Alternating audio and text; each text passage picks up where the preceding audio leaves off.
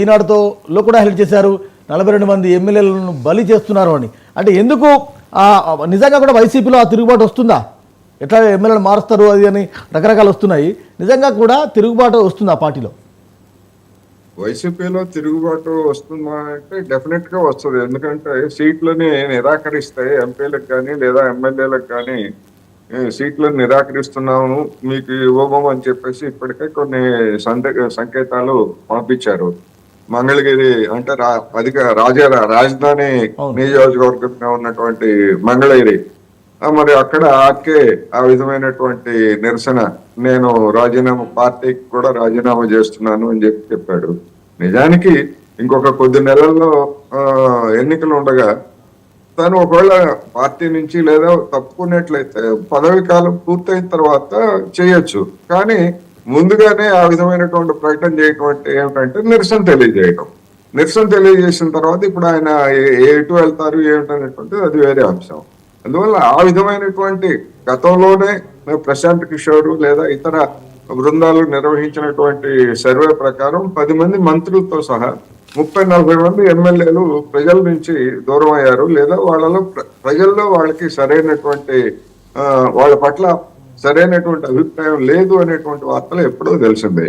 అందువలన సహజంగానే ఇటువంటి ఎవరైతే ఈ విధమైనటువంటి సంకేతాలు అందుకున్నారో అటువంటి వాళ్ళందరూ కూడా ఎమ్మెల్యేలు కానీ లేదా ఎంపీలుగా ఉన్నటువంటి వాళ్ళు కానీ ఇప్పటికే తెలుగుదేశం బస్సుల్లో సీట్లలో కర్చీఫ్లు వేసి మమ్మల్ని కూడా మీరు పరిగణలోకి తీసుకోవాలి, మేము ఖర్చీఫ్ వేసామనేటువంటి సంకేతాలు గతంలోనే పంపించారు. ముఖ్యంగా నెల్లూరు, ప్రకాశం జిల్లాలో టీడీపీలో పోటీ ఉంది, జనసేనలో ఓవర్లోడ్ అయ్యారు. అందుకనే ఎట్టి బస్సులో ఒకవేళ వేటు చేసినా కూడా ఎలాంటి ఇబ్బంది ఉండదులే అనే ఒక మీమాంసలో ఉన్నట్టు తెలుస్తుంది వైసీపీకి ఉండేటువంటి ధీమాలు వైసీపీకి ఉండొచ్చు. ఒక రాజకీయ పార్టీగా ఇప్పుడు కేసీఆర్ కూడా అదే కదా, నా మంత్రుల మీద లేదా నా ఎమ్మెల్యేల మీద ఎన్ని విమర్శలు వచ్చినా లేదా ఎన్ని అవినీతి ఆరోపణలు వచ్చినా గానీ నేను చెప్తే జనం గొర్రెల పందల్లాగా తలూపుకొని వింటారు, ఓటేస్తారు అనేటువంటి ఒక ధీమాతోటి ఆయన ఆ విమర్శలకి గురైనటువంటి ఎమ్మెల్యేలను కానీ లేదా మంత్రులను కానీ మార్చకుండా మొత్తం అందరినీ ఈ సీట్లు ఇచ్చినటువంటిది మనం చూసాం.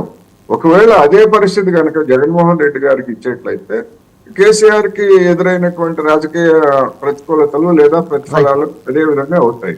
అందుకని ఇక్కడ కేసీఆర్ ఆ విధమైనటువంటి తప్పు చేశారు అనేటువంటిది తెలంగాణ ఎన్నికల్లో ప్రత్యక్ష ప్రభావం ఆంధ్రప్రదేశ్ లో ఉండకపోయినప్పటికీ కేసీఆర్ అనుసరించినటువంటి వ్యూహాన్ని కనుక మనం కూడా అనుసరించేట్లయితే మనం కూడా మునుగుతాము. అందుకని ప్రజల నుంచి దూరమైనా లేదా ప్రజల్లో సదాభిప్రాయం లేనటువంటి వాళ్ళందరినీ కూడా పక్కన పెట్టాలనేటువంటిది జగన్మోహన్ రెడ్డి గారు తక్షణమే నిర్ణయించుకున్నటువంటి ఒక ఎత్తుగడ అనేది స్పష్టం. అందువల్ల సహజంగానే ఆ విధమైనటువంటి పరిస్థితుల్లో గతంలో మొత్తం హనుమంత్ తాయెత్తు కట్టుకొని జై బజరంగ బలి అన్నట్టుగా జగన్మోహన్ రెడ్డి గారికి పనిచేసినటువంటి నాయకులు గాని కార్యకర్తలు గాని ఇప్పుడు లేరు. అనేకమైనటువంటి కారణాలతోటి వాళ్ళంతా స్తబ్దుగా ఉన్నారు.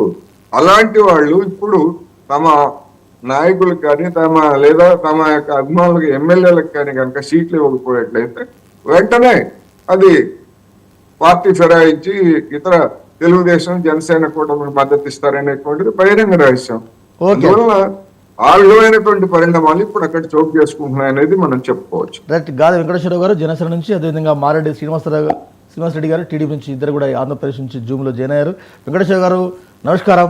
ఇలా కొన్ని పత్రికలు హైలైట్ చేశాయి. రైట్, ఎట్లాగో అధికార పార్టీ సీట్ల చేంజ్, స్థానాల మార్పిడి రకరకాలు చేస్తుంది. 42 మంది వైసీపీ ఎమ్మెల్యేల ధిక్కార స్వరం. పార్టీలో తిరుగుబాటు వస్తుంది అంటున్నారు. నిజంగా మీరు అలాంటి తిరుగుబాటు వస్తుందని మీరు ఎక్స్పెక్ట్ చేస్తున్నారా? వెంకట గారు, మీకు అలానే ఛానల్లో ఉన్నటువంటి పెద్దలందరికీ కూడా శుభోదయం. ఇప్పుడు కోటేశ్వరరావు గారు చెప్పినట్లుగా, లేదంటే జగన్మోహన్ రెడ్డి గారు అన్నట్టుగా వైనాట్ 175 తిరుగుబాటు అనేది ఎంతసేపు 42 మంది అనేది ఉంది. ఒకవేళ రేపు ఇంకా మరింత ఇంకా మొత్తం రావచ్చాము కదా. ఇవాళ వాస్తవం ఏంటంటే కొంచెం చర్చించుకోవాలంటే మనం ఇవాళ ప్రజాస్వామ్యంలో పరిస్థితి ఇవాళ చాలా మంది వాళ్ళ రాజకీయాల్లోకి సేవ చేయడానికంటే కూడా అది ఒక వ్యాపారంగా ఎంచుకొని వస్తున్నారు. అవును, ఆ వ్యాపారంగా ఎంచుకొని వచ్చిన వాళ్ళు ఎక్కడోసారి ఎమ్మెల్యేనే ఉండాలి. వాళ్ళ సేవ అంటే ఇదివరకు రోజులు తీసుకుని మనం 70 ఏళ్ళు ఇప్పుడు కాంగ్రెస్ పార్టీ తీసుకుంటే 70 ఏళ్ళు వచ్చేటప్పుడు వాళ్ళు ఉండేవాళ్ళు పదవులు ఏదో ఉంటే. కానీ వాళ్ళ దౌర్భాగ్యం ఏంటంటే రావడం సూట్ కేసులు పెట్టుకుని వస్తారు కదా, సూట్ కేసులు పెట్టుకుని వచ్చడానికి ఏంటంటే వాళ్ళకి ఎమ్మెల్యేనే కావాలి, ఖచ్చితంగా ఏదో ఒక పార్టీలో ఎమ్మెల్యే కావాలి. వాళ్ళకి ప్రజాస్వామ్యం అంటే ఏంటో తెలియదు, ప్రజా సేవ అంటే ఏంటో తెలియదు, పార్టీ యొక్క విశిష్టత కూడా వాళ్ళకి తెలియదు.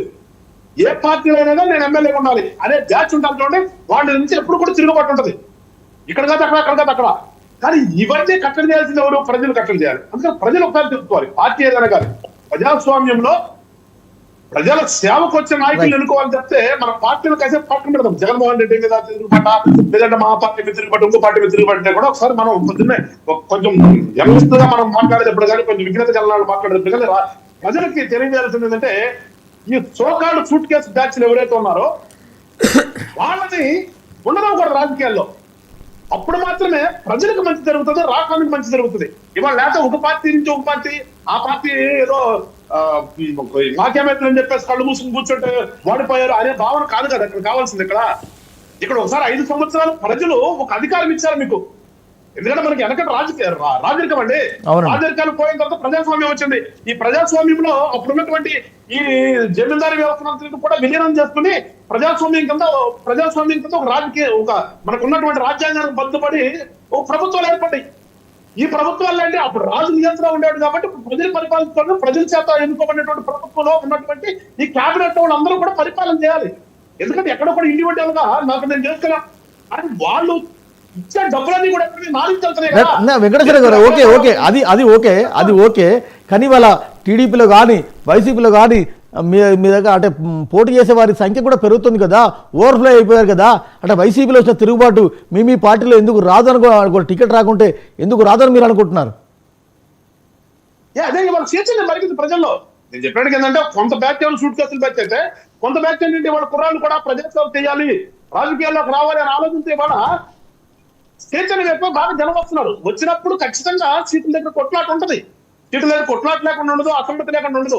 కానీ నేనేమంటానంటే ఒక పార్టీ మీద ఇష్టంతో మీరు ఒక పార్టీలోకి వచ్చిన తర్వాత రకరకాల వేసుకుండి అనే ఒక ఎమ్మెల్యేనే కాదు కదా రాజకీయాల్లో, ఒక ఎమ్మెల్యేనే కాదు పంచాయతీలో వార్డు మెంబర్ దగ్గర మొదలు పెట్టుకుని మనకి ముఖ్యమంత్రి స్థానం దాకా కూడా అంతా రాజకీయమే. ప్రజాసేవ చేయాలంటే ఒక ఎమ్మెల్యే ద్వారా ప్రజాసేవ కాదు, అన్ని రకాలుగా చేయొచ్చు. అందుకని నేను ఏమంటానంటే ప్రజలు అల్టిమేట్ గా తీర్పిచ్చినప్పుడు ఒకసారి ఆలోచించాలి. ఒక పార్టీలో గెలిచిన తర్వాత ఇంకో పార్టీ పోతాం. మరీ దుర్మార్గం ఏంటంటే ఒక పార్టీలో గెలిచి ఇంకో పార్టీలో పోతాడు అధికారం ఉన్న పార్టీలోకి, వాళ్ళ రాజకీయ నాయకులు అనకూడదు. అందుకే అలాంటి వాళ్ళు పక్కన పెట్టమంటాను నేను. అలాంటి వాళ్ళు ఎప్పుడైతే పక్కన పెడతామో ఖచ్చితంగా ఈ పార్టీ తత్వం ఉండదు. ఏ పార్టీకి సంబంధించి ఆ పార్టీలో ఎవరైతే ప్రజల సేవ చేస్తారో ఖచ్చితంగా వాళ్ళకి అక్కడ సీట్లు సర్దుబాటు అవుతాయి. ఎప్పుడైతే ఇలాంటి వ్యక్తులు వస్తున్నారో అప్పుడు మీరంటే ఓవర్ఫ్లో అవుతుంది. ఓవర్ఫ్లో కావడానికి ఓవర్ఫ్లో అవును నిజమైన రాజకీయ నాయకులు వాళ్ళని గుర్తించి కనుక వాళ్ళకే కనుక అధికారం ఇస్తే ఈ ఓవర్ఫ్లో ఉండదు. ఇలాంటి ఎప్పుడైతే మనం చర్చించుకున్నాం చూడ ఈ ఖండించబడేది రాష్ట్రంలో రాదు ఎక్కడ కూడా. ఖచ్చితంగా పార్టీ మీద అభిమానం ఉండేవాడు పార్టీలో ఉంటాడు, ఆడు రాజకీయం చేస్తాడు, ప్రజలకు సేవ చేస్తాడు. ఖచ్చితంగా ఎప్పుడైతే నాకు అధికారమే కావాలి, నేను ఎమ్మెల్యే సీట్ లో కూర్చోవాలి, ఎన్నిక 100 కోట్ల 200 కోట్లు ఖర్చు పెట్టాలని ఖర్చులు అవుతుంది, వాళ్ళని పక్కన పెట్టినంత కాలం పక్కన పెడితే ఇలాంటి రైట్. వెంకటేశ్వర మళ్ళీ వస్తా. I get back to Srinivas Reddy గారు. నమస్కారం, గుడ్ మార్నింగ్. నిన్ననే లోకేష్ గారి పాదయాత్ర ముగిసినట్టుంది.